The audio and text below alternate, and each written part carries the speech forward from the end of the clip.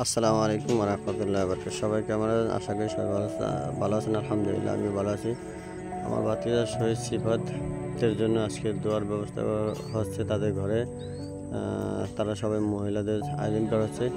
এই জন্য আলহামদুলিল্লাহ গরুর খিচুড়ি আমি নিজে পাকাইলাম।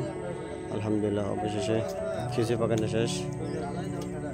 এটাই ভিডিওতে দিলাম। সবাই দোয়া করবেন আমার শহীদ সিফাতুল্লাহ, আমার নিজ ভাতিজা শহীদ হয়েছে আলহামদুলিল্লাহ। সবাই তার জন্য দোয়া করবেন, আল্লাহ যেন তাকে জান্নাতুল মাকান দান করেন।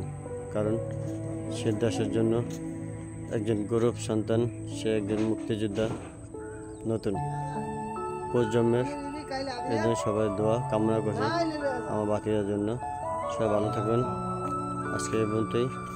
আল্লাহ হাফেজ। সবাই বিশেষ করে দোয়া করবেন যারা যারা দেশের জন্য লড়ে শহীদ হয়েছেন তাদের সবার জন্য। আল্লাহ হাফেজ।